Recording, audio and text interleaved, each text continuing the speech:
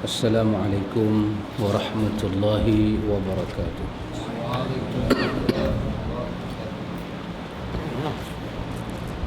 Innal hamdalillah nahmaduhu wa nasta'inuhu wa nastaghfiruh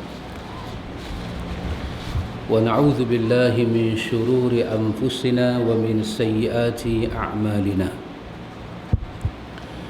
من يهده الله فلا مضل له ومن يضلل فلا هادي له.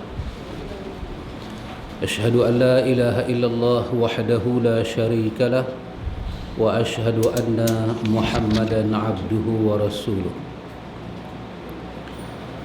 اللهم آتنا أنفسنا تقواها وزكيها أنت خير من زكاها أنت وليها ومولاها. Amin. Amma ba'du. Ikhwatul iman, ikhwatul fiddin, a'azzakumullah wa uhibbukum fillah. Alhamdulillah, alhamdulillah, thumma alhamdulillah.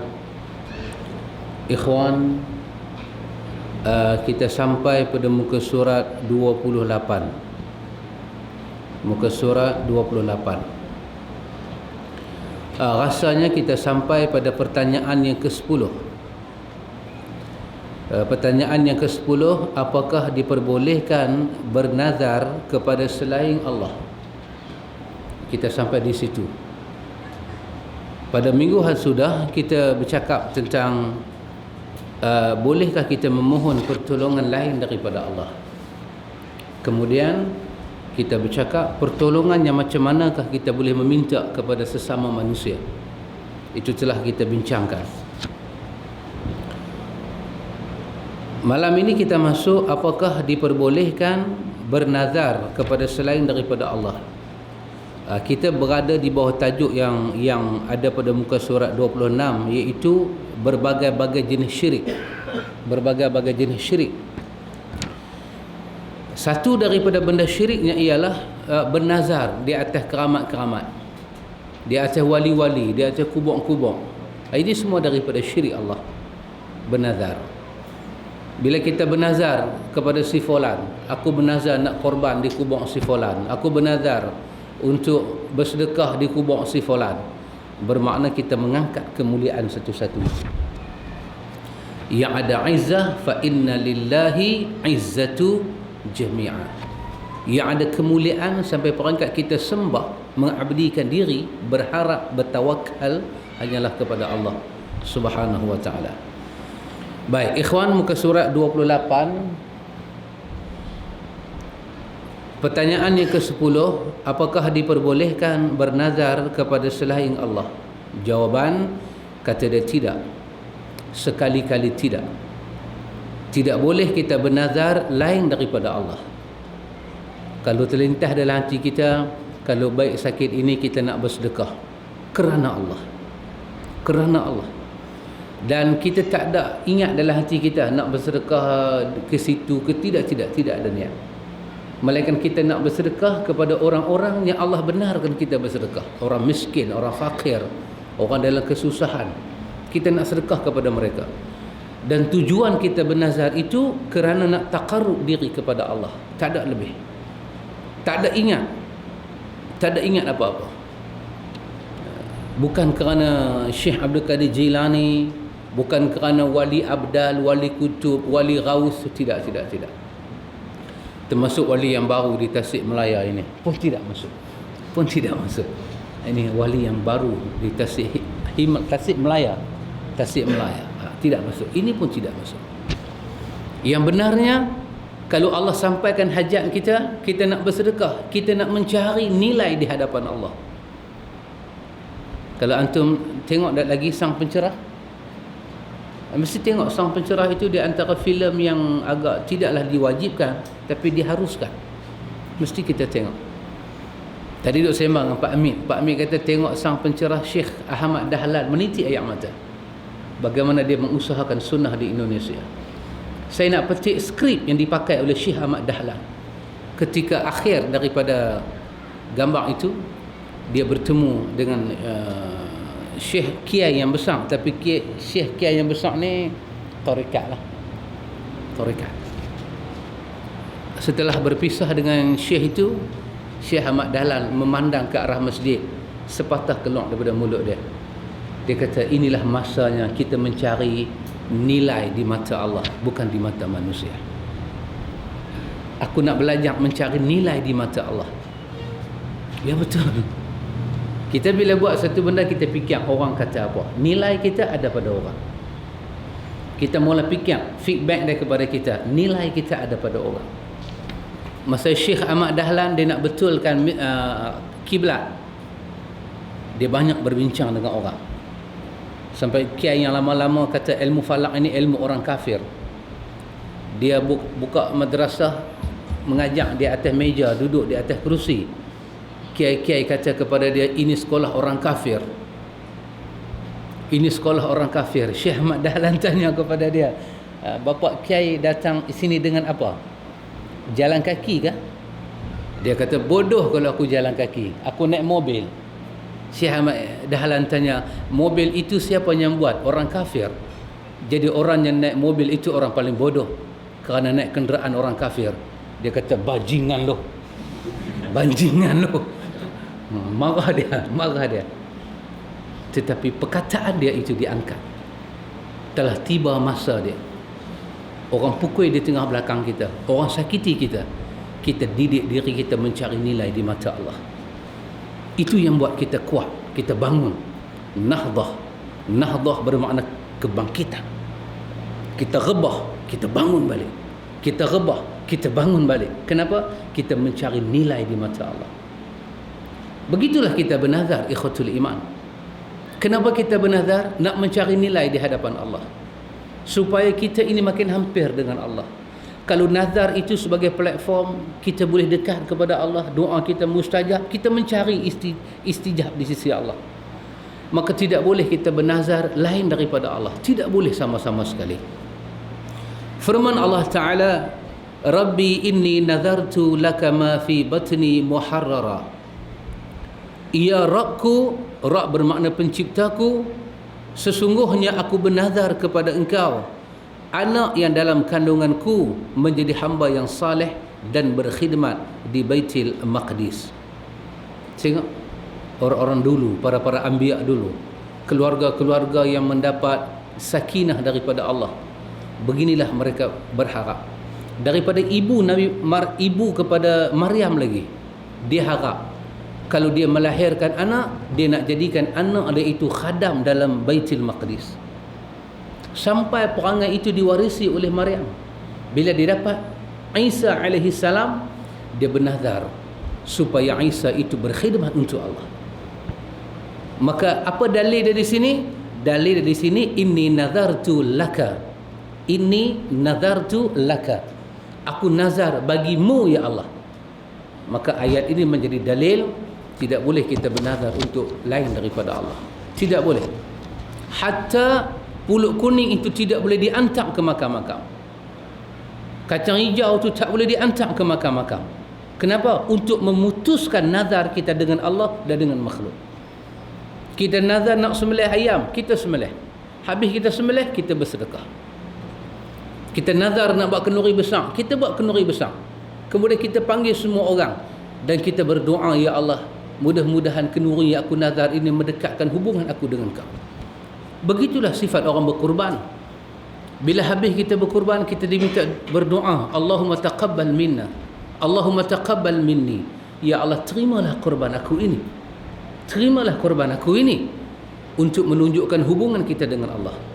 Maka kita kena jaga hati ini, ikhwatul iman, tempat yang iman nak duduk. Hati itu tempat akidah nak bertapak. Kalau kita pesongkan dia, akidah kita rosak dalam bentuk hati. Mungkin dari bentuk syariat nampak kita rokok dan sujud, tapi akidah kita sudah terpesong. Subhanallah. Para ulama kita sebut orang yang rosak akidah ni seperti orang panjat pokok. Ketika dia lepas tangan, dia tak perlu kata, oi aku jatuh. Dia lepas dia jatuh. Perlukah dia abang? Dia naik pokok, khabar peluk elok, dia lepas. Elok dia lepas. Oi, aku nak jatuh. Tak ada hoi. Hoi pun tak ada, gedebak jatuh ke bawah. Dikala kita terpesong ingat Allah, akidah kita jatuh. Maka perlu kita ingat kedudukan akidah. Kita pegang pokok tu kuat sampai dia buat kita boleh naik ke atas. Kita pegang akidah itu, kita naik ke atas. Kita lepas sikit, dia tak perlu lepas semua, longgakkan sikit sudah, kita akan rasa kita akan jatuh itu macam mana. Karena itu ikhwatul iman, dalam bab nazar kebanyakan boleh rosak akidah. Kebanyakan boleh rosak akidah. Maka jangan nazar itu dikaitkan dengan nak hantar pulut di masjid, nak hantar kenduri di masjid. Jangan dikaitkan. Jangan dikaitkan. Kalau anak aku bersalin elok, cucu pertama ini aku nak buat kenduri, aku nak hantar pergi masjid makbul. Kenapa masjid Petrobong tak boleh hantar? Kenapa masjid makbul? Should be wrong somewhere in your heart. Ada benda tak betul dalam hati. Ada benda tak betul. Kita punya belief, keyakinan kita tak betul. Semua makbul, semua makbul, semua makbul. Tak mau ada tempat lain. Maka ini sesuatu yang tidak betul. Ikhwan, Nabi SAW bersabda, "Man nadhara an yuti'a Allah falyut'imhu falyuti'hu wa man nadhara an yu'siyahu fala ya'sihi." Hadis Imam Bukhari. Barang siapa bernazar untuk mentaati Allah, maka dia harus mentaatinya. Barang siapa bernazar untuk maksiat kepada Allah, maka janganlah dia bermaksiat kepadanya. Subhanallah. Kalau nazar itu ada unsur maksiat, nazarlah dengan perkataan apa pun. Nabi guna perkataan fala yu'sihi. Jangan dia maksiat hanya kerana dia takut nazar itu. Satu orang bernazar bersumpah. Pasal itu dalam fiqh bab nazar dengan sumpah dia satu bab. Bab an-nuzur wal aiman. Bab nazar dan sumpah dia satu bab. Ada orang bersumpah, demi Allah, wallahi wa billahi, demi Allah. Kenal Abang Jiman? Tak kenal, nanti tentu akan kenal pelan-pelan siapa Abang Jiman. Abang Jiman ni dia bersumpah. Dia bersumpah dia tak mau kahwin dah lepas isteri pertama dia mati. Dia bersumpah di atas kubur isteri dia, Abang Jiman. Tiba-tiba satu hari, beberapa tahun menjelang, year by year and by year and by year menjelang, mak dia ni berkenal lah kat satu perempuan. Mak dia ni nak bagi Abang Jiman ni kahwin dengan perempuan ni. Abang Jiman bukan tak mau kahwin, dia teringat sumpah. Dia sumpah di atas kubur. Come on, sumpah di atas kubur ni kira sumpah akbar lah. Tak angkat tangan dalam mahkamah, kecil ni hati kubur. Disaksikan oleh penghuni-penghuni kubur dan hantu-hantu kubur. Bukan main-main. Sumpah di atas kubur. Dia sumpah kata kalau dia kahwin, dia akan ditimpa malapetaka. Ya, begitulah nasib Abang Jiman. Dia sumpah, dia kalau kahwin, dia akan timpa malapetaka. Tapi kerana dalam masa yang sama, dia juga anak yang taat kepada kata mak ayah dia. Maka dia pun kahwin. Maka Allah uji dia. Allah uji dia. Masa dia kahwin tu, naik kereta, dia dengan isteri yang telah diangkat nikah tu naik kereta nak pergi ke rumah kenduri, nak bersanding. Tengah jalan, lori kayu balak accident. Kayu balak tu jatuh atas kereta dia. Abang Jiman kena tang kepala. Dia jadi separuh ingat, separuh tak ingat. Bawa balik, dia ringkaskan cerita. Kalau cerita penuh jadi filem pula. Ringkaskan cerita supaya dia jadi kuliah. Ringkaskan cerita, Abang Jiman ingat dengan tak ingat sama banyak.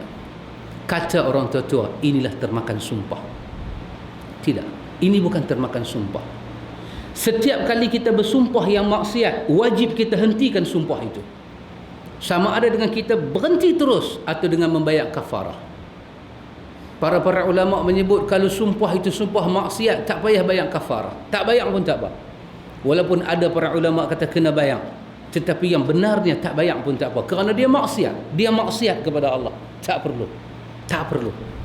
Maka Abang Jiman akhirnya kena buat rumah. Bawah rumah dia tu, buat satu rumah. Dia duduklah atas kursi roda. Pakcik kena Abang Jiman. Itulah dalam filem Esok Untuk Siapa.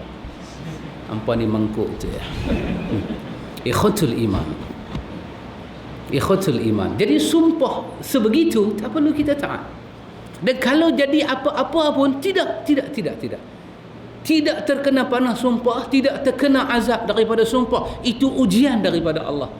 Allah nak uji akidah manusia. Mana boleh kita buat maksiat Allah laknat kita. Mana boleh kita nazar nak buat maksiat, kemudian kita berhenti daripada maksiat, kita menerima kutukan Allah. Sepatutnya kita mendapat rahmat daripada Allah kerana kita berhenti maksiat. Walaupun kita nazar, ada orang nazar, aku nazar nak minum arak, aku bersumpah nak minum arak, dia wajib hentikan sumpah itu, wajib dia stop, wajib dia tidak minum. Tiba-tiba dengan tak minum, dia turun tangga, tergelincir, jatuh patah kaki. Allahu Akbar. Inilah kerana bermain dengan sumpah. Tidak ada.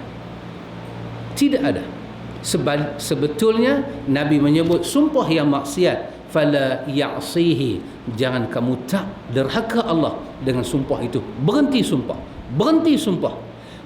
walaupun dah sumpah, berhenti daripada melakukan maksiat. Wajib bertaubat, istighfar, berdoa supaya Allah lindung kita kerana kita banyak bersumpah dan nazar ketika kita jahil. Minta Allah Ta'ala lindung kita, Allah jaga kita daripada gangguan syaitan. Itu yang benar. Ikhwatul iman, maka apakah diperbolehkan bernazar kepada selain daripada Allah? Tidak boleh. Sekali-kali tidak boleh. Tidak boleh sekali-kali. Pertanyaan yang ke-11, apakah diperbolehkan menyembelih kurban untuk selain Allah? Apakah diperbolehkan menyembelih kurban untuk selain daripada Allah? Adakah orang berkorban sembelih itu, sembelih ini lain daripada Allah? Ada. Selalu saya sebutkan. Dia pergi jumpa bomo letak syarat berubat, kena sembelih ayam selasih, ayam serama, ayam serati. Dia pun sembelih ayam, memenuhi syarat perubatan. Maka sembelihan itu adalah syirik. Sembelihan itu adalah syirik. Dia bukan bersembelih untuk Allah. Dia bersembelih untuk memenuhi syarat perubatan. Dan itu adalah bangkai. Itu adalah syirik. Itu tidak dibenarkan. Maka kerana tidak ada perubatan yang melibatkan sembelih-sembelih binatang. Tidak ada sekali-kali. Perubatan adalah perubatan. Perubatan Islam berkaitan dengan doa kita, pasrah kita, redha dan yakin kita kepada doa kita dimustajabkan oleh Allah. Perubatan Islam, kita berusaha dan berikhtiar dengan tidak melanggar syariat Allah. Kita pakai bahan-bahan yang tidak langgar syariat Allah. Nabi kata Allah tidak menjadikan benda haram itu ubat bagi umat aku. Allah tak pernah jadikan benda haram itu ubat bagi umat aku. Tak pernah. Tidak pernah Nabi kata. Maka perubatan Islam tak pakai benda-benda haram ni. Tak pakai benda-benda haram secara yakin, keyakinan, ataupun benda haram itu secara ain, secara benda. Nak berubat pakai arak sikit. Orang kata campur arak dengan arang. Buat apa? Buat sapu di lutut kalau minyak grease habis. Lutut sakit, ambil arak sikit, campur dengan arang, balut. Cari daun yang buah kita duk makan tu, buah apa? Mengkudu. Ambil daun dia, bandis. Tidak. Benda haram Allah tak pernah jadikan ubat. Tak pernah ubat. Orang bagi tahu nak bagi lega ubat batuk, nak bagi hilang batuk. Doktor suspek TB. Nak bagi hilang batuk. Orang bagi petua, teruskan merokok. InsyaAllah tidak batuk. Tidak. Tidak dan tidak. Allah tidak menjadikan benda-benda macam tu ubat untuk umat Muhammad. Tidak. Ubat ada di mana? Ubat ada di dalam apa yang Allah halalkan. Allah halalkan. Subhanallah. Ikhwan, saya teringat nasihat Syekh Uthaymin. Kamu kena buka hati kamu, percaya dengan ubat-ubat yang disebut oleh Quran dan Sunnah Nabi. Kamu kena belajar. Kerana ubat ini ada ubat bangsa ikhtiar, bangsa uji, bangsa kaji jadi ubat. Tapi ada ubat tak payah diuji, dikaji. Kerana Quran kata dia ubat, dia ubat. Kamu jangan pulas macam mana pun, dia ubat. Bila masuk dalam badan kamu, kamu rasa tak ada beza apa pun, bukan bermakna dia tidak ubat. Itu badan kamu yang bermasalah. Dia tetap ubat. Dia tetap ubat. Ada ustaz, saya duduk makan, dia pun ustaz, dia balik Azhar. Saya duduk makan dengan dia. Dia bercakap. Dia kata madu lebah ni bukan ubat sangat, dia kata. Subhanallah. Dia balik Azhar. Madu lebah ni bukan ubat, dia ikut orang. Ada orang makan jadi ubat, ada orang makan tak ubat. Jadi janganlah kita ni. Subhanallah. Dia balik Azhar, dia cakap macam tu. Yang bercakap madu lebah ubat bukan profesor. Bukan Profesor Mahdia. Tidak. Bukan Datuk Paduka Diraja. Tidak. Yang bercakap ini Rasulullah. Yang bercakap madu lebah itu ubat adalah wahyu Allah. Dia kena balik ke Azhar, dia kena ambil periksa lain. Mungkin sijil dia sijil tepi sungai Nil. Tidak betul.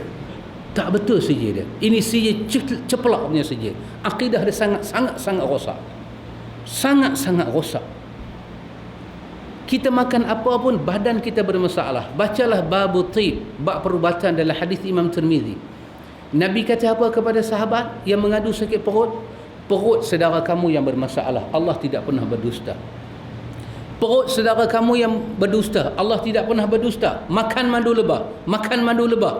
Demi Allah, Nabi tidak berbohong. Huwa Rasulullah. Semalam sudah kita bincangkan apa makna kalimah Nabi, apa makna kalimah Rasul. Kena reti apa makna Nabi, apa makna Rasul. Ini bukan datang lisan daripada member-member parlimen. Tidak, ini datang daripada wahyu Allah. Khabar itu khabar Allah, disampaikan kepada Nabi dan Rasul. Nabi dan Rasul menyampaikan. Badan kita tak boleh terima. Islam itu adalah ubat. Tiba-tiba masyarakat dilaksanakan Islam, masih masyarakat itu rosak lagi. Adakah Islam yang tak betul? Tidak. Itu perangai manusia yang tak betul. Itu perangainya manusia tidak serah diri kepada Allah. Nabi melaksanakan Islam di Madinah, tiba-tiba ada orang yang kena hukum rejam, ada orang yang kena hukum sebat, ada orang yang kena hukum kerana minum arak. Adakah Islam itu tidak berkesan di Madinah? Tidak. Islam tetap penawar, Islam tetap syifa, agama yang sempurna. Tetapi manusia itu yang berzina, dia yang bermasalah. Dia yang tidak mengikut peraturan Islam. Bukan Islam bermasalah. Bukan Islam itu boleh diamal ataupun tidak diamal. Tidak, Islam mesti diamalkan. Manusia yang bermasalah. Kata Syekh Utsaimin, kamu kena belajar dengan ayat-ayat Allah ini. Kamu kena terima ubat-ubat secara syar'i ini. Allah yang putuskan madu lebah itu ubat. Allah yang putuskan habatus sauda. Allah yang putuskan minyak zaitun. Allah yang putuskan. Kamu kena belajar. Kamu kena yakin itu lebih dari segala-gala. Kenapa? Allah menurunkan semua ini, ikhwan. Kita kena percaya dengan Allah. Kerana itu kalau ada orang nak kurus badan ke, nak gemuk badan ke, makanlah ubat-ubat ni. Ada kurus badan pergi ambil kursus apakah dengan doktor, ikut jadual dia, kurus betul. Bukan kurus tipu-tipu, betul-betul dia kurus. Kerana dia makan ubat doktor berdasarkan kajian, buah pinggang dia ada masalah. Lepas 3-4 tahun jantung dia ada masalah. Hari dia ikut jadual doktor bagi, dia ikut senaman apakah lebih kurang, memang dia kurus betul. Daripada 250 kg dia turun sampai 95. Amazing. Sangat menakjubkan. Itu menunjukkan habatus sauda jauh lebih berkesan daripada ubat doktor. Jauh lebih berkesan. Tidak. Sama dengan orang ada penyakit kencing manis ke apa ke, dia kata last kali kena makan ubat juga. Kencing manis dia tak turun. Dia pun makan ubat doktor, kencing manis dia turun. Pasal apa kencing manis dia turun? Kalau dia mau tengok balik, bila dia makan ubat doktor, dia start berpantang. Doktor kata jangan makan dah ni, dia patuh. Cuba dia makan ubat doktor, dia jangan pantang. Saya ada member makan ubat doktor tak pantang. Meter tu tak boleh kira, dia keluar ET. ET tu maksud dia hampir kira sendiri. Awak gila sangat gula ni. Demikian kita, kalau kita tak makan ubat doktor pun, tapi kita mengambil sikap pantang, hilang penyakit kita. Kenapa? Bab yang mula dalam Sunan At-Tirmizi daripada kitab perubatan, At-Tirmizi membuka bab berpantang itu daripada sunnah Nabi. Dia buka bab tu dulu. Kita tak tahu sunnah Nabi. Kita tengok ubat ini berkesan. Kita nak kurus badan, cuba kita pantang, ambil sunnah Nabi pantang. Gula banyak. Bila gula banyak dalam badan, you exercise ke, you apa-apa, you tak boleh diet. Pasal gula itu menghalang diet. Kurangkan gula, ambil stevia. Ambil madu. Madu is good for your health. Madu ni orang kecil manis pun boleh makan. Madu. Ya subhanallah. Kita tak makan madu. Kita makan gula tebu. Tambah gula, kita bagi tahu kat mamak tu, susu lebih, gula lebih, tarik bagi tinggi. Kita rak, kita bubuh. Kita ketahui badan aku tak turun, aku diet. Itu bukan diet mangkang oi. Hang bagi jahanam diri hang. Diet ada dalam hadis Nabi, berpantang. Bila kita ikut kursus doktor itu, kita berpantang. Kita terpaksa langkah dalam sunnah Nabi, berpantang. Tapi kita tak pernah start dengan sunnah Nabi, kita start dengan nasihat doktor juga. Subhanallah, sangat ajaib hati manusia ini, sangat ajaib. Sangat ajaib. Di waktu yang sama kita kata sunnah itu komplit, sunnah itu bagus, sunnah itu baik. Siapa tinggal sunnah ini ahlu bid'ah. Tetapi dalam bab itu kita menyisihkan sunnah. Kita buang puluh-puluh ribu nak ambil nasihat konsultan doktor kononnya. Salah ke ambil nasihat? Tidak salah. Tapi sampai tak melihat kepada cara Nabi, Nabi berpantang. Baca dalam Sunan Tirmizi, bila Ali sakit mata, Ali nak makan buah kurma, Nabi pegang tangan Ali. Nabi kata, Ali jangan makan buah kurma. Kalau kamu sakit mata, kamu makan, dia akan sakit lagi. Kalau baru sembuh, dia sakit lagi. Pantang wahai Ali, pantang wahai Ali. Subhanallah, pantang adalah sunnah. Kalau orang tu ada kecil manis, doktor kata pantang, apa gerah mati bukan pasal kecil manis. Tidak, kena pantang kerana sunnah. Sunnah itu pantang. Tapi orang perempuan lah paling mengamalkan sunnah. Dia ada dalam pantang, kita tidak ada dalam pantang. Orang perempuan dia ada musim dalam pantang. Bila dia beranak tu dia pantang 3 bulan, 2 bulan dia berpantang. Selama dia berpantang itu dia ingat kepada ajaran Nabi, 2 bulan, 3 bulan itu Allah bagi pahala percuma kepada dia. Subhanallah. Tapi kita dah, kita kena doktor cop dulu baru kita iktiraf. Baru kita iktiraf. Subhanallah dan subhanallah. Dah kita kurus, kita cantik elok, kita tengok orang gemuk, kita marah pula. Seperti kita dakwah dia kepada sunnah Nabi.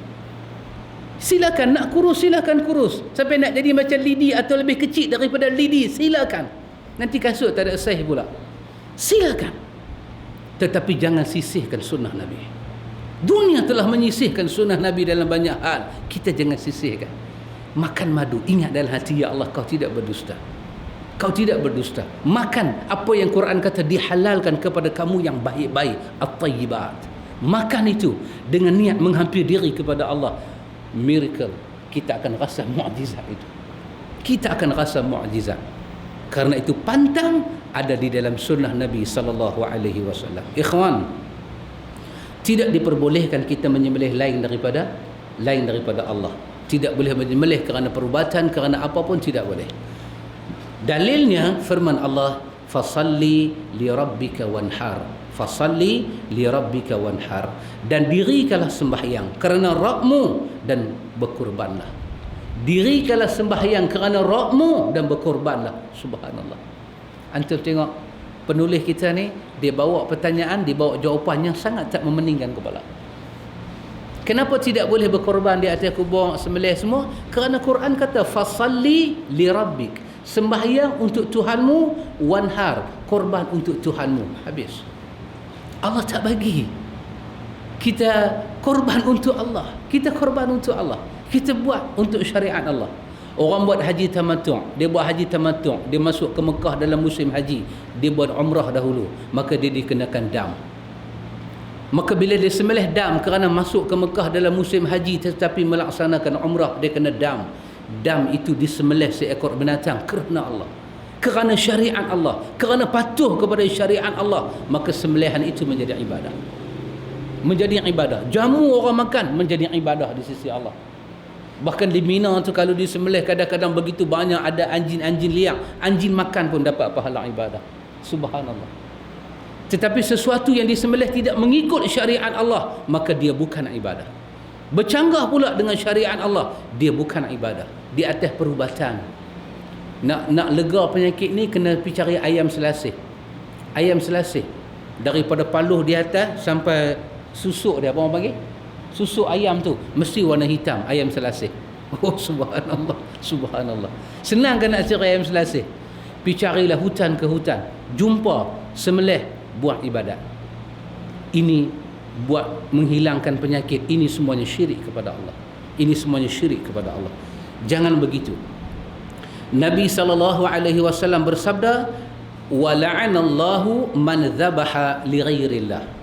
Allah melaknat orang-orang yang menyembelih kurban untuk selain daripada Allah. Zaman-zaman mandi sapak, zaman-zaman buang saka, Oh, saka ni sangat jahat. Dia nak keluar daripada badan orang, dia minta macam-macam. Dahsyat dia minta. Dia minta itu, dia minta ini, dia minta ayam, dia minta rebau, dia minta macam-macam. Dia minta daging rebau campur daging lembu buat seronding. Saka punya permintaan sangat luar biasa. Tapi saya duk tengok dalam banyak-banyak saka duk minta, saka tak pernah minta okok. Dahsyat saka. Maka orang yang isap okok lagi saka dan puaka. Dahsyat betul. Saka itu jahat. Dia tak pernah minta Marlboro ke gudang garam ke. Tidak pernah sekali-kali. Maka banyak ketika orang nak buang saka, dia terlibat dengan sembelihan-sembelihan macam ni. Namun demikian, saka tak keluar. Saka tidak keluar. Kenapa? Saka adalah MOU di antara nenek moyang dengan dia. Belajar untuk jaga keturunan. Selagi dia tak mati, masih ada keturunan, dia akan menumpang dan menempel. Ketika itu orang panik. Macam mana nak buat? Dia memerlukan masa yang lama, kena sabar. Kena begitu istiqamah dengan agama Allah, dekat diri kepada Allah, membaca Al-Quran, berzikir. Maka saka tak boleh tahan dengan suasana itu. Tetapi dia nak tinggal, dia mengambil masa yang begitu lama, sangat lama, tulul amal, lama perjalanan dia. Maka walaupun demikian, tidak boleh menunaikan permohonan dia. Tidak boleh. Sekali-kali tidak boleh. Kenapa? Kerana Allah laknat orang yang sembelih lain daripada Allah. Allah laknat. Nabi sebut dalam hadis ini adalah hadis Imam Muslim. Nabi kata, la'anallahu man dhabaha li ghairillah. Allah laknat siapa sembelih bukan kerana Allah. Yang kata sembelih kerana Allah apa dia? Sembelih kerana nak buat kenduri dan nak bagi orang makan. Dalam hati ingat mencari pahala dan mencari mardatillah. Itu kerana Allah. Kerana penyakit, kerana itu, kerana ini, kerana anak sakit, kerana nak hambat penyakit campak. Di kampung-kampung di ulu-ulu masih ada lagi campak dibuang dengan cara sembelih ayam. Hari ini silat pun masih ada lagi. Nak buka gelanggang, sembelih ayam, bismillah, sembelih. Tapi bila darah tu menitik, pusing satu gelanggang. Ini dia sembelih kerana nak buka gelanggang. Haram kita makan ayam itu. Ayam itu telah jadi syirik dan ayam itu telah menjadi hukum bangkai. Dan Allah laknat gelanggang dan silat seperti itu. Tidak boleh. Lepas tu ada bai'ah pula. Subhanallah. Ini semua dilaknat oleh Allah. Jangan kita buat. Kan dalam hadis kita kata, Nabi kata tak boleh sembelih hati kubur. Jangan sembelih hati kubur. Tidak boleh sembelih hati kubur. Kadang-kadang orang ni dia nak buat korban, dia tengok tak ada tempat nak buat korban, hati kubur dia boleh sembuh. Mayah pun tak boleh, baca Quran pun tak boleh, hati kubur, berzikir pun tak boleh, dia pergi buat ibadat korban hati kubur. Lagi huru-hara. Jangan demikian. Pertanyaan yang ke-12, bolehkah kita tawaf mengelilingi kubur untuk memperdekatkan diri? Kubur orang. Betul ikhwan, kita duduk di Malaysia ni mungkin jarang kita nampak. Pergilah ke Mesir, ke Syria, ke Yaman, ke Baghdad, kita boleh tengok benda ni. Sangat nampak apa yang dia tulis ni di negara Arab. Begitu dahsyat. Kubur Syekh Abdul Qadir Jailani adalah sebesar ni. Makam dia dipagak dengan emas putih. Orang tawaf, bubuh kapek semua. Kubur dia berkapek. Orang tawaf. Dia tahu, dia pusing. Apa dia baca tak tahu. Dia pusing, lepas tu dia duduk, dia berdoa. Dia panggil Syekh Abdul Qadir. Dia sapu tangan, bubuh tangan kepala anak dia. Dia tahnik di situ, dia buat semua. Bolehkah kita buat begitu? Pusing kubur. Tak payah jauh. Kita pergi ke Banting. Kubur Sultan Abdul Samad. Pak Mit pun ada. Kubur Sultan Abdul Samad. Pakcik pun ada kan? Kubur Sultan Abdul Samad. Macam mana? Sultan Selangor yang pertama itu. Dibubuh kapek di atas kubur dia. Dibubuh pembakar kemian di atas kubur dia. Dibubuh Quran di atas kubur dia. Orang datang bersembahyang di atas kubur. Sangat menyeleweng daripada agama Allah. Sangat menyeleweng. Sepatutnya orang yang duduk di jabatan agama menasihati para sultan. Tetapi mereka merestukan. Mereka kata sultan ini ada kemuliaan. Ya, kemuliaan ketika hidup dan mati. Ketika hidup kita boleh melihat. Ketika mati disimpan di sisi Allah. Kubur tidak ada kemuliaan. Itu tempat yang disebut sebagai di atasnya begitu tenang, di dalamnya sangat bergelora. Pemandangan yang paling menjejekkan kata Nabi, mengerikan, menakutkan adalah kubur. Subhanallah. Ada satu pelakon itu, apa nama dia, saya pun tak ingat, tapi dia ni hebatlah. Dia mengaji di London, dia balik daripada Paris. Dia ni semacam consultant fashion, apa nama dia, tapi macam Cik Dan sikit lah dia ni.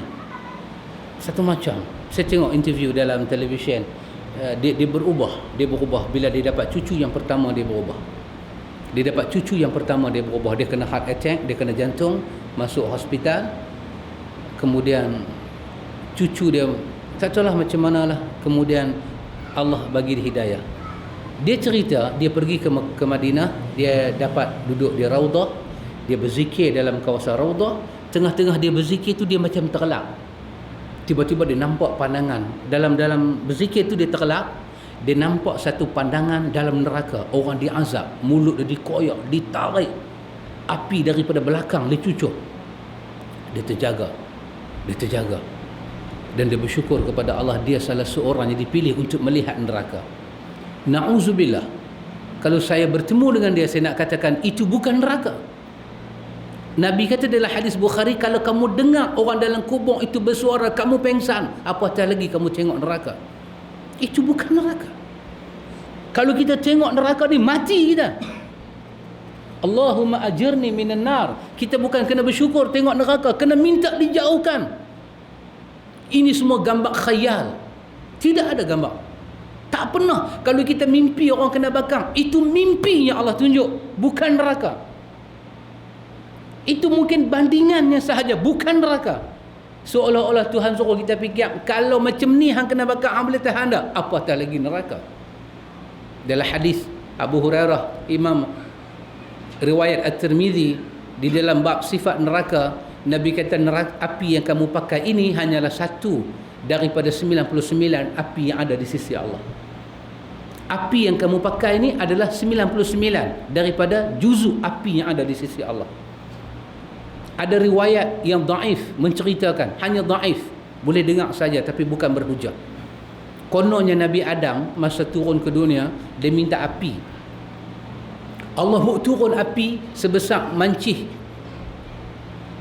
gerapi itu, sebesar kepala gerapi itu, terbakar dunia, terbakar. Subhanallah.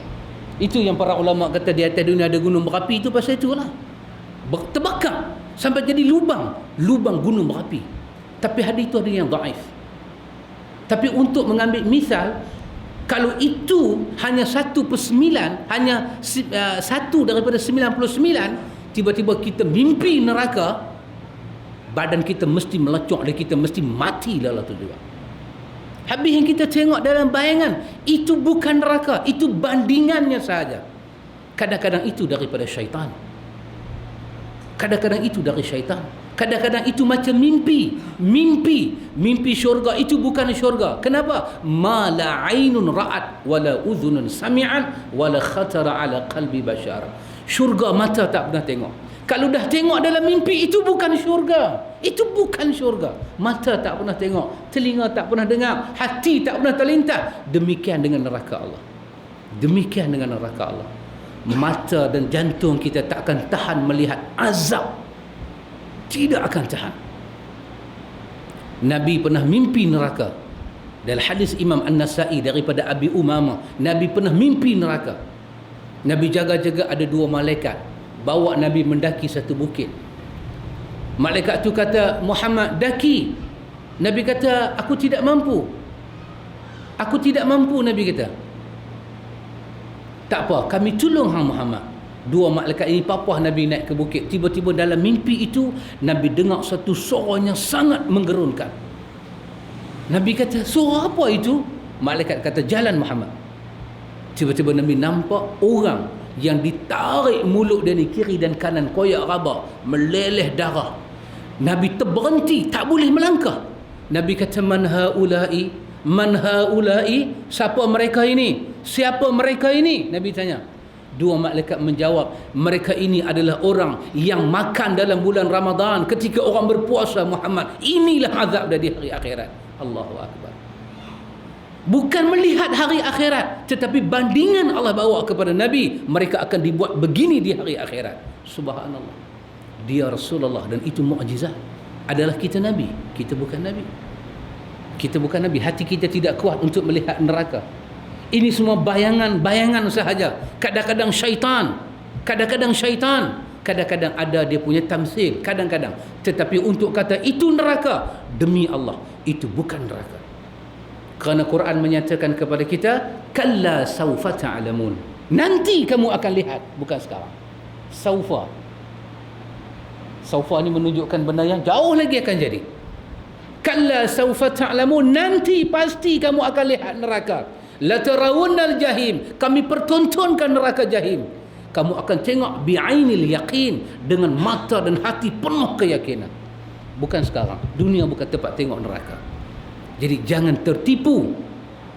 Nanti hanya kerana itu, nanti semua orang nak dapat hidayah kena tengok neraka, kena dengar kubur. Tidak, hidayah tidak datang dengan pada pelik-pelik begitu, tidak datang. Kerana itu kena kita hati-hatikan, ikhwan. Sangat halus mainan syaitan, sangat halus. Tadi saya duduk sembang dalam cerita dengan Pak Amit, saya sebut satu contoh saya sebut. Ada satu orang dia buat PhD bahasa Arab. Antum bayang tu, Arabnya saya cakap ni Arab kongkiak. Kalau dia dengar saya cakap Arab, dia gelak pecah perut. Orang kata mukassar ni bahasa market, bahasa yang standard, bahasa yang macam Ustaz Abdullah Iraqi dia duduk cakap tu kan, itu bahasa fusha standard. Ustaz Abdullah Iraqi kalau dia cakap Arab, orang tak kata dia orang Melayu. Orang Arab nanti tanya kat dia, orang Arab takkan sangka dia orang Malaysia. Orang nanti kata, hang mai daripada mana? Hang ni bapa hang daripada darah mana? Rupanya darah Kampung Dodoi. Kampung Dodoi punya darah kan. Tapi jangan habaq kat dia lah. Kan? Darah Kampung Dodoi. Tapi Allah bagi kelebihan dia, 10 tahun dia duduk di Pakistan, 10 tahun dia duduk di Baghdad, 20 tahun dia mengaji dalam bahasa Arab. Itu standard punya Arab, standard. Hak saya bercakap ni kongkiak. Kadang-kadang Arab tak faham. Arab tanya dekat Melayu, dia kata apa? Melayu tu terjemah baru Arab faham. Padan muka hang. Kita cakap Arab kongkiak. Dia kena Arab. Kita kalau jumpa orang Arab, kita kata kam umruk. Kita sembang-sembang, kita tanya, ya akhi masmuk, nama hang siapa?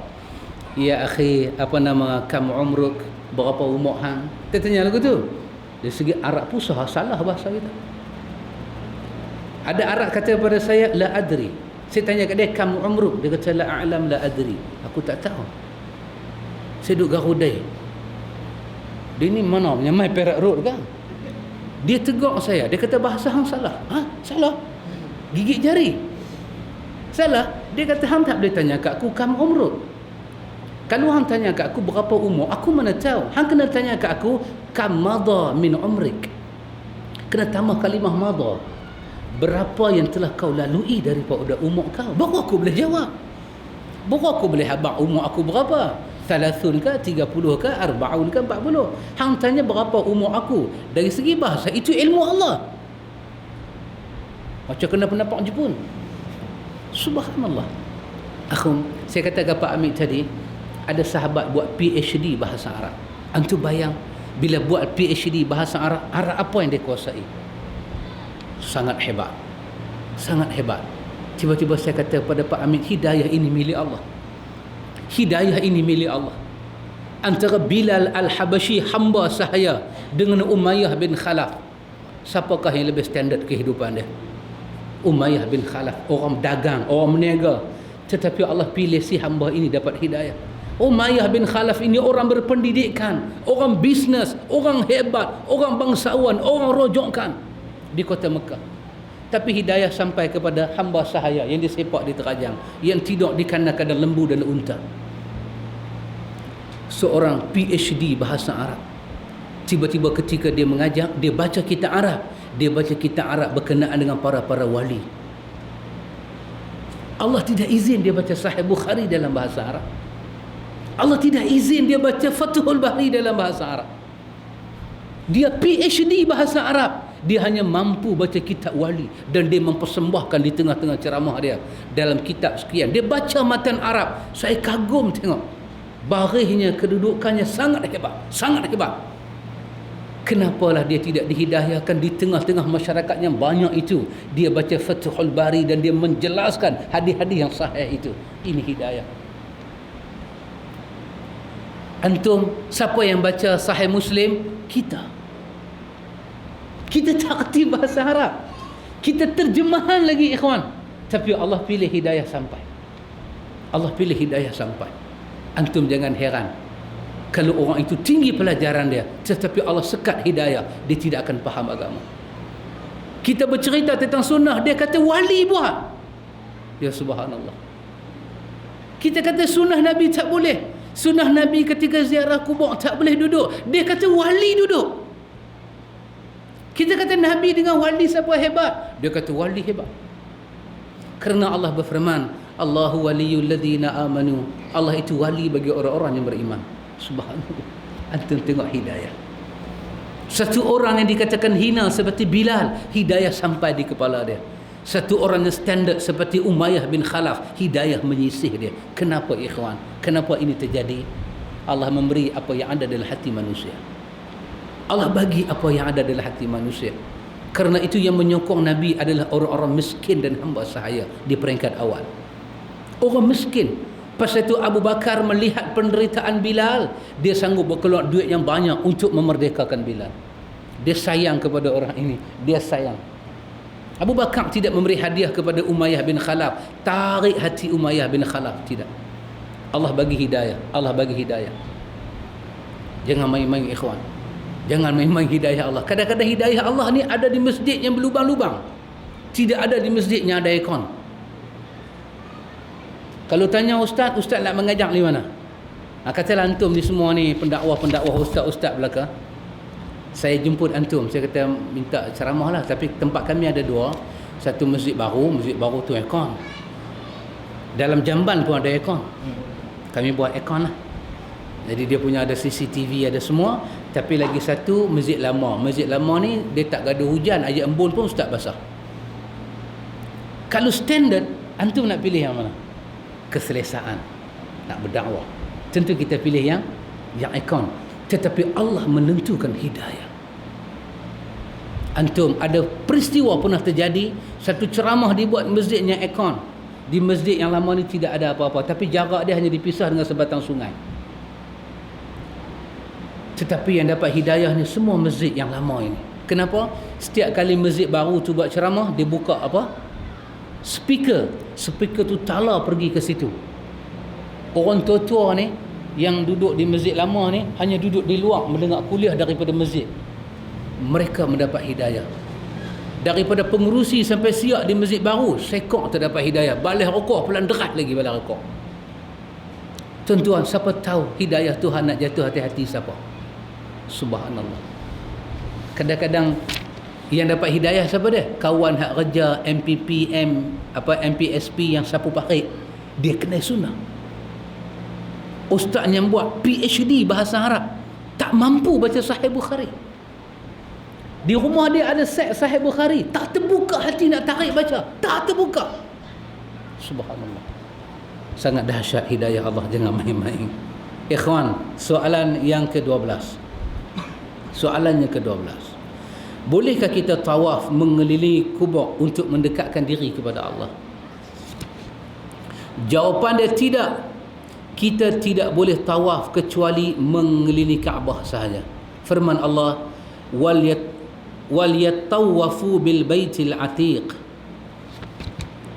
Dan hendaklah mereka melakukan tawaf di keliling rumah yang tua ini, yakni Baitullah.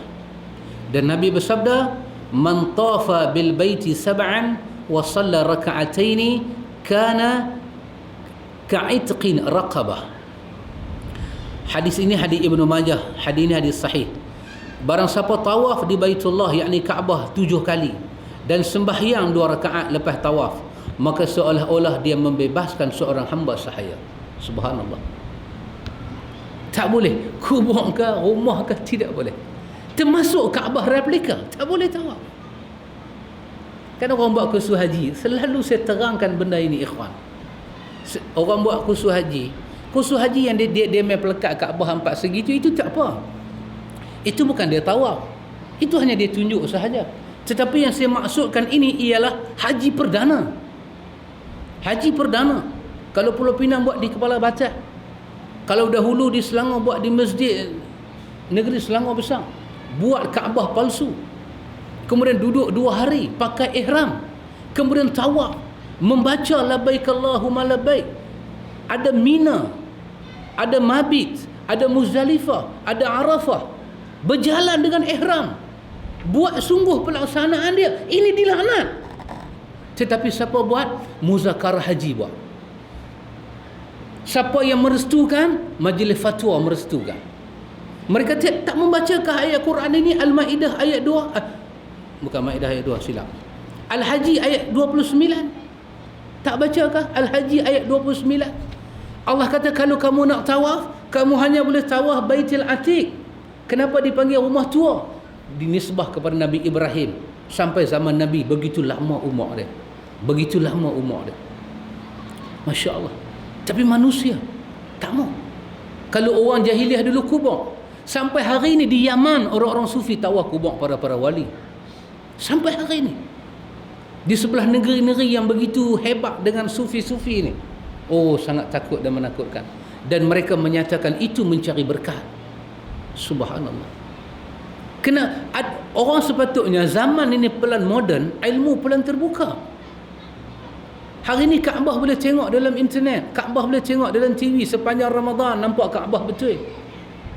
Kita kena buat lagi berhala seperti itu. Saya namakan dia berhala. Ini berhala yang bau disembah. Ini saya selalu pesan, kalau kita terpanggil, haram kita pergi. Ustaz kata haram, majlis fatwa kata harus, itu dia punya hal. Itu fatwa yang tidak laku. Fatwa yang menyelisih ayat Quran tidak laku. Tak perlu kita pertikaikan orang yang berfatwa, kita pertikaikan fatwa itu sahaja. Fatwa itu menyelisih Al-Quran. Bolehkah kita bermalam di satu tempat yang bukan Kaabah, yang bukan Mekah? Tiba-tiba kita kata bayangkan ini adalah Mekah. Bayangkan ini adalah Mekah. Dalam tarikat dia panggil Rabitah. Bayangkan muka guru, muka Rasulullah. Orang sufi dia selalu kata pada kita, kalau Nabi depan kamu, kalau Nabi depan kamu, kalau Nabi depan kamu, lau kana Nabi amamak, kalau Nabi ada depan hang nak kata apa? Dia tu pun bayang, menangis dah. Ini bayangan yang syirik. Ini tidak boleh bayang seperti itu. Mana kita boleh bayang orang depan kita? Orang tu dah mati. Orang tu ada kubur, kita bayang dia di depan kita. Inilah qarin. Inilah qarin. Jelmaan bagi bayang itu. Yang Quran kata kawan yang paling buruk adalah qarin. Kita ambil qarin sebagai bayangan. Na'udzubillah. Na'udzubillah. Summa na'udzubillah. Jangan main-main. Jangan main-main. Buat Kaabah replika pada musim haji. Kononnya dibolehkan, diharuskan dengan niat belajar. Subhanallah. Ikhwan, dahulu tentera-tentera pernah menyatakan kami belajar makan bewak. Tanya Pak Amir, tadi pun jumpa bewak seekor. Kesian kat bewak tu, dia nak lintas tak lepas. Bolehkah belajar makan bewak? Bolehkah belajar makan ular? Mana nak tahu askar-askar nanti dia jumpa ular taklah mengelan. Bawa sarding habis, tengok-tengok ular sawah lalu. Tak biasa makan, tak boleh makan. Tapi kalau biasa belajar rebus ke, buat sup ke sikit, dan lah, tengok belut pun tak lalu. Di Perlis ada laksa belut. Laksa belut. Setengah orang dengar laksa belut, liuk dia turun. Kita orang Penang dengar nak keluar. Itu dengar laksa belut. Oh sudah. Jalan daripada Bacok kita nak, dari Terengganu tu, mai ikut Terengganu kita nak masuk ke Bacok tu, dia ada kedai sup belut. Masak rendang, masak tu sup belut. Saya sudah berhenti di situ. Kan? Kita bila main lapak, belut kan tak ada kira lah. Tengok-tengok sekali belut. Kita ada ingat mungkin sebutan silap. Kok ikan malung ke? Ikan malung pun dia panjang juga kan? Ikan malung, ikan kacang-kacang ke? Jenis panjang-panjang. Takut silap sebutan. Macam kita panggil mamplam, orang Kelantan panggil buah pauh. Kita matang pauh ada lah. Saat ni kita pergi kata kepada orang Kelantan, bagi buah mamplam sekilo. Dia kata, mamplam tak ada, buah pauh ada. Dan aku mau mamplam. Berkelahi pula dengan dia. Jadi bila kata belut, kita duk ingat ikan malung lah. Rupanya belut betul. Tengok pakcik, belut betul. Tak apa pakcik, terima kasih. Tak kereta pergi tempat lain. Beli ropok lekor, kata halang kita tak apa lagi. Dia nak makan belut. Kita tak biasa makan belut. Okok walaupun dia panjang macam belut, tapi tak apa. Itu pasal dia beranak, dia keluar sekali dah. Itu tak apa. Tapi belut ni tak boleh. Bolehkah makan ulat sawah berlatih? Bolehkah berlatih? Kenapa itu tidak boleh? Kenapa yang itu tak boleh? Ini ibadat kepada Allah. Allah buat tempat yang khusus. Masya Allah. Kenapa zaman begini hebat kita begitu bodoh? Kita begitu tak reti nak menilai ibadat. Kita kata boleh. Ikhwan tengok dalam surah Al-Ma'idah antara ayat 97 Allah menyebut tentang Kaabah ini. Allah kata ja'alallahu al-Ka'batal Baital Haram qiyaman lin-nasi wa syahral haram wal hadiya wal qala'id zalika lita'lamu anna Allah ya'lamu ma fis samawati wa ma fil ard wa anna Allah bikulli syai'in alim. Subhanallah. Subhanallah. Allah katakan dalam ayat ini ja'alallahu al-Ka'batal Baital Haram. Allah telah menjadikan Kaabah itu sebagai rumah yang haram, rumah yang suci. Sampai benda haram tak boleh buat. Rumah yang suci, rumah yang suci. Di situlah kata Allah qiyaman linnas, tempat manusia berhimpun untuk urusan hidup di dunia dan akhirat. Ya, ada orang nak berniaga, ada orang buat ibadat. Di situlah tempat berhimpun untuk menjalankan ibadat.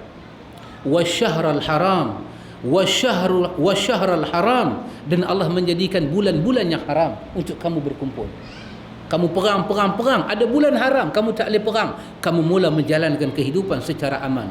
Wal hadiya wal qala'id, segala sembelihan-sembelihan yang dibuat pada musim-musim haji, kesemuanya kamu sembelih dengan pahala yang besar. Semuanya dengan pahala yang besar.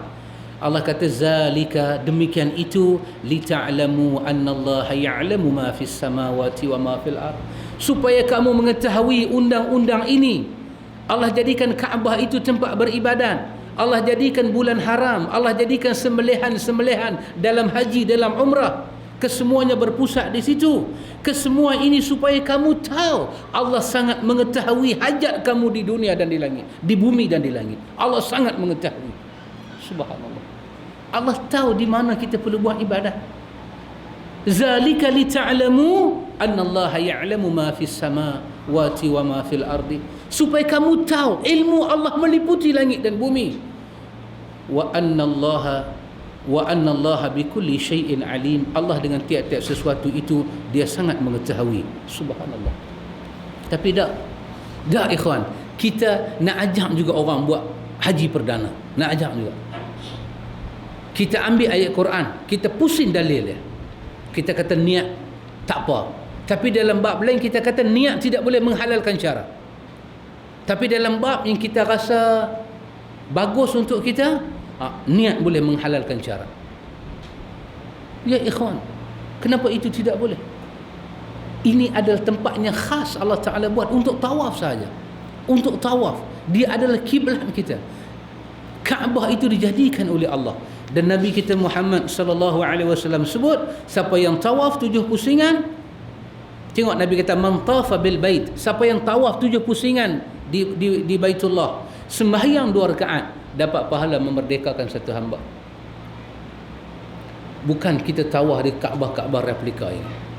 Kaabah replika itu patut kita bakar dan kita runtuhkan sahaja. Ini semua syirik. Lebih kurang Kaabah Abrahah juga dilaknat oleh Allah, dilaknat oleh Allah. Pasal itu saya katakan dalam dunia ni ada 3 Kaabah.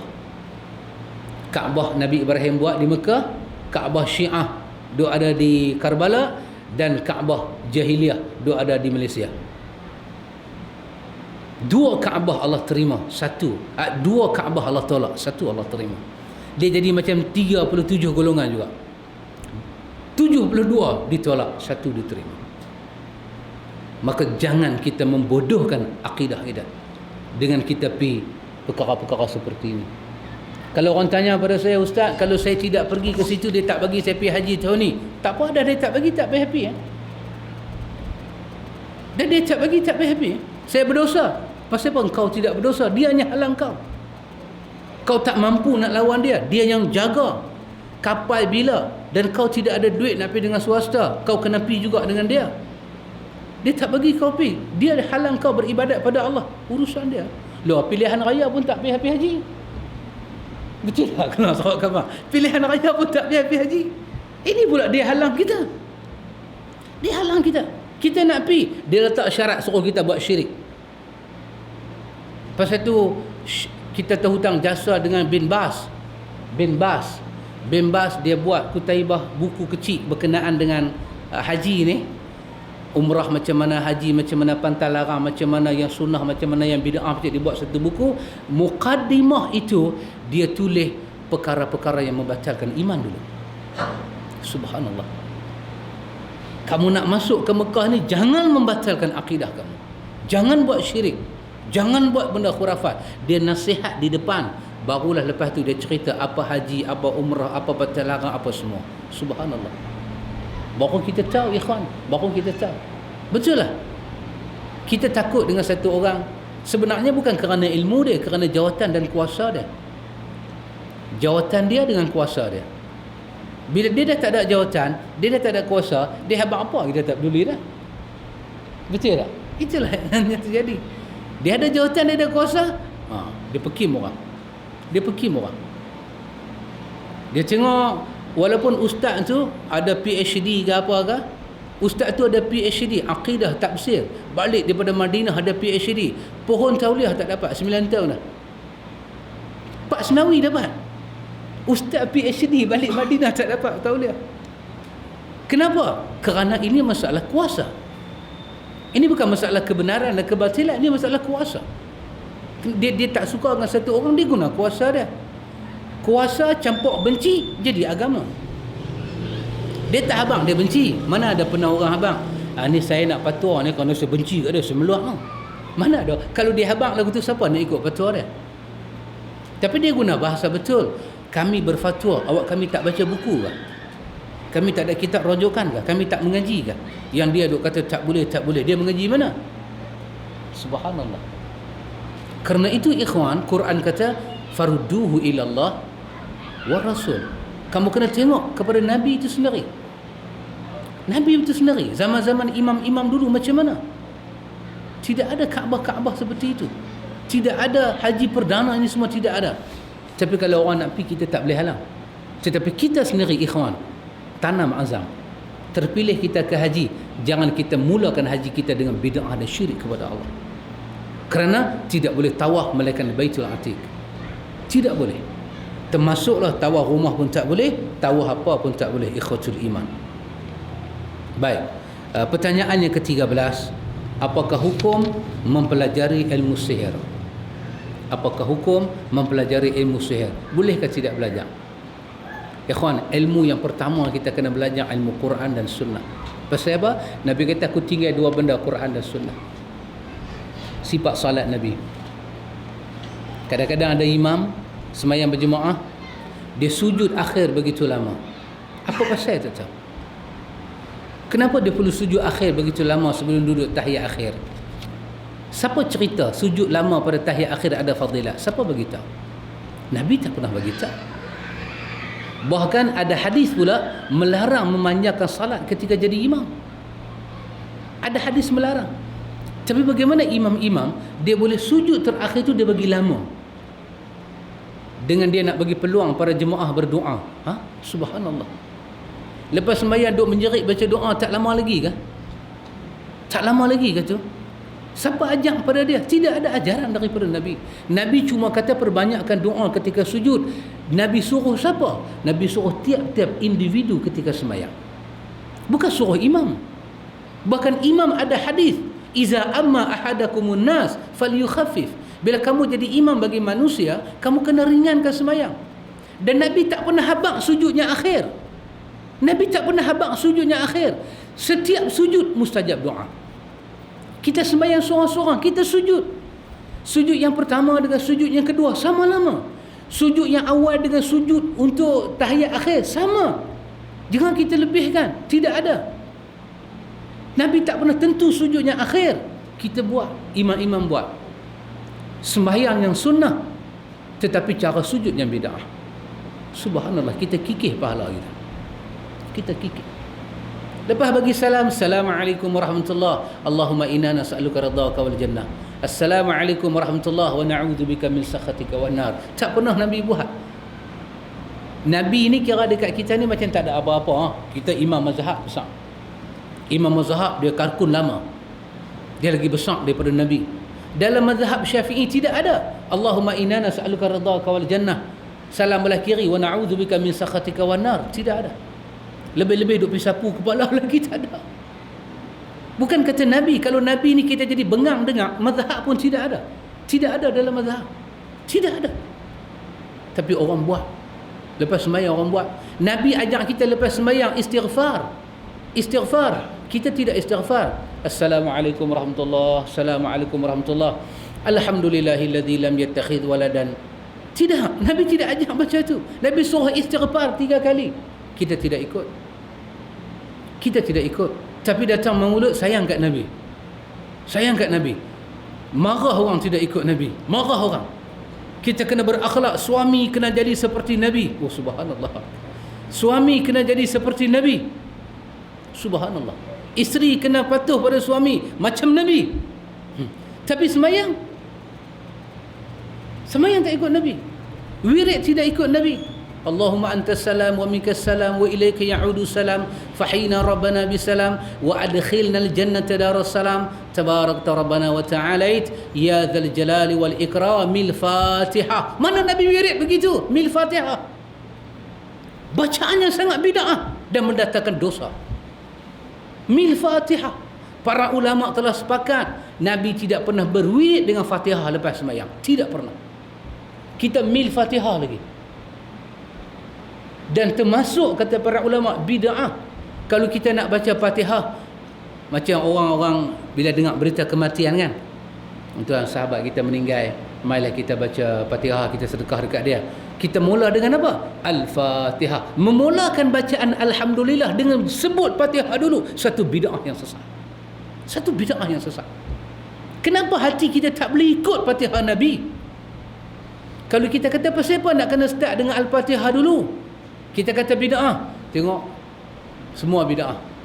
Baca Fatihah pun bid'ah. Habis hari ni antara baca Fatihah dengan menari masuk syurga, Fatihah masuk neraka. Dia ni makan nasi kan makan dedak.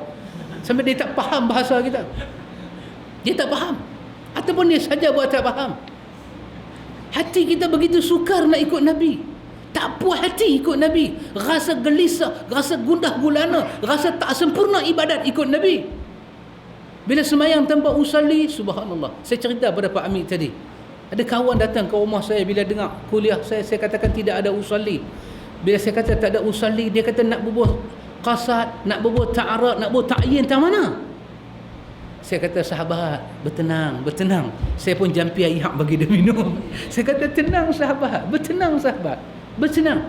Musim pilihan raya akan tiba sahabat, bertenang, sabar sahabat. Haji pun boleh ditangguhkan.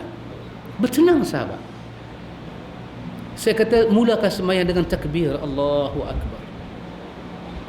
Dia kata dia sembahyang mula dengan takbir. Dia sembahyang maghrib. Dia sembahyang di masjid. Hari itu saya ada kuliah. Dia datang maghrib, dia sembahyang maghrib jemaah. Dia takbir tanpa usalli Allahu Akbar. Habis-habis dia bagi salam, dia bangkit, dia qada balik maghrib. Jiwa saya tidak tenang Ustaz. Jiwa saya rasa saya terperangkap dengan ajaran yang cukup sesat dan menyesatkan. Subhanallah. Subhanallah. Tadi Pak Amit cakap ke saya, ada orang bercakap, pantang tok nenek aku kalau tengok orang sembahyang letak tangan atas dada. Pantang tok nenek aku. Dia dan tok nenek dia pantang pada sunnah. Subhanallah. Mangkus, bukan mangkuk, mangkus. Apa kata orang Arab? Mangkus. Terbalik. Quran kata yuhibbunahum kahubbillah. Mereka telah mencintai lain daripada Allah macam mencintai Allah. Mereka bermusuh dengan Nabi mereka, tapi mereka tidak sedar. Allah. Sangat ikhwan, sangat perlu dipelajari. Sangat perlu dipelajari sunnah-sunnah Nabi. Kita duk sangka kita buat sunnah, kita duk sangka dia ibadat. Tadi Pak Amit kata bila sembahyang di masjid tengok ayak, botol ayak penuh depan. Hari ni hari Jumaat, hari Khamis mana Jumaat. Banyak botol. Saya ingat dekat 70-80 botol, hak 5 liter tu. Hak beli minyak seri murni tu punya botol besar. Maknanya kapalah sungguh orang kita lah ni kena minum ayat Yasin. Pak Amir kata awak tak baca Yasin dekat kolah terus senang. Saya katakan Pak Amir berbicara berhati-hati. Ini boleh mendatangkan marah. Jangan buat begitu Pak Amir. Berhati-hati. Pak Amir kata pilih baca Yasin dekat kolah boleh kaut banyak mana pun. Awak baca tengah-tengah masjid.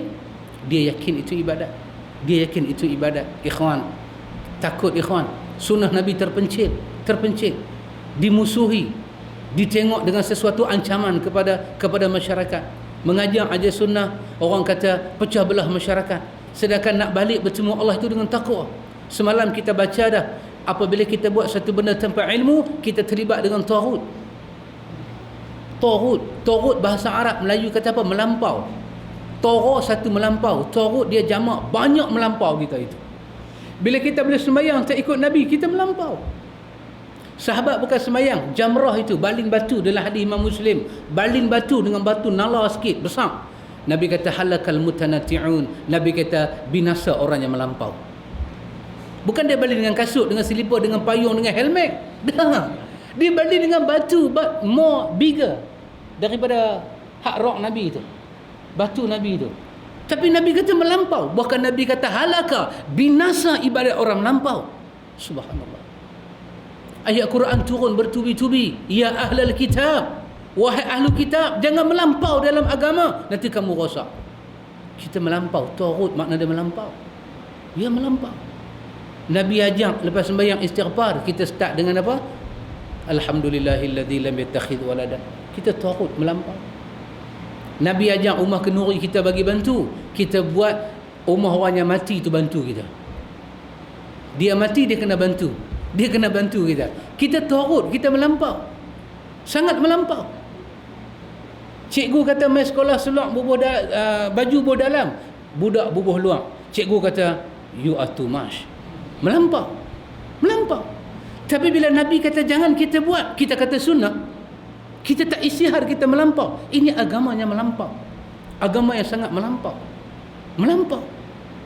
Ini nak datang bulan Ramadan, satu kepala sampai RM10. Satu kepala 10. Nak tahlil di Masjidil Haram. Nak bawa bid'ah di Masjid Nabi. Apa beza tahlil di sini dengan tahlil di sana? Gamaknya dia faham, kalau sembahyang di sana dapat 100,000, tahlil sekali pun dapat 100,000. Come on baby. Nabi sebut sembahyang bukan tahlil. Tengok. Dia nak kecoh buku cacatan dia. Dia nak kecoh. Ini orang akan jadi apa? Haba'an mansura. Haba'an mansura. Akan dipukul angin lah amalan-amalan yang mereka lakukan. Pasal itu ikhwatul iman, kena hati-hati. Mesti kena dihati-hatikan. Maka dia akan bincang kepada kita tajuk belajar sihir itu apa hukum. Yang ni kita tengok pada musim-musim yang akan datang. Maybe lepas raya kot. Bulan depan dah nak puasa. Ada lagi insya-Allah. Lepas tu kita akan tengok bolehkah kita mempercayai arraf. Arraf ni tengok anak jari, tengok orang-orang atas jari. Kan? Macam Haji Bakhir tengok orang ni, kalau bertemu dengan orang ni, Cikgu Murni untung. Namanya Aqil kah Syakilnya, tapi orangnya Haji juga. Dia apa? Tapi orang ni bertemu orang ni.